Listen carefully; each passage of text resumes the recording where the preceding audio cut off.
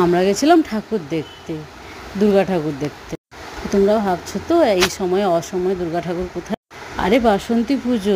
তো চলুন বাসন্তী ঠাকুর দেখার আগে, তার আগে এই যে কিছু প্রদর্শনী মডেলগুলো দেখে নিই। আগে যেটা দেখেছেন সেটা ছিল শাশুড়ি জামাইয়ের প্রেম, তারপরে সেটা ছিল মহেশ্বরের পুজো, আর এটা ছিল ছি ছি ছি রেণুনিছি, যেটা সবার কাছে এখন ফেমাস হয়ে গেছে।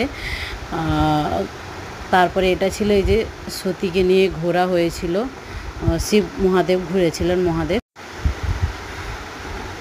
তারপর বিষ্ণুর চক্রে তার দেহ খণ্ড খণ্ড হয়ে গেছিলো, তো এটাই সেই মুমেন্টটা এনারাই তুলে ধরেছিলেন। তারপরে এখানে তো আপনারা দেখতেই পাচ্ছেন যে অকাল বোধন, যার জন্য এই যে চৈত্র মাসে আমরা দুর্গাপুজো দেখতে পাচ্ছি বাসন্তী রূপে। নীলপদ্ম দিয়ে রাম পুজো করেছিলেন। এটা হচ্ছে বয়ফ্রেন্ডকে নিয়ে স্বামীকে খুন করা। কেমন হয়েছে জানিও। তারপর এটা হচ্ছে ছাত্র সমাজের প্রেম, বেশ ভালোই লাগছে মডেলগুলো। আর এটা হচ্ছে এই যে জগাই মাধাই, ওনারা সুরা ছাড়া কিছু বোঝেন না।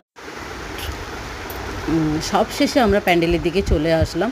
প্রচণ্ড ভিড় ছিল, মানে আমাদের বাড়ি থেকে প্রায় 10-12 কিলোমিটার দূরেই বলতে পারো। প্রচণ্ড ভিড় ছিল, প্রচণ্ড ভিড়। আর এখানে আমরা যখন যাই দেবীর আরতি চলছে, মনেই হচ্ছিল না যে অকাল বোধন বলে। ভালোই লাগলো।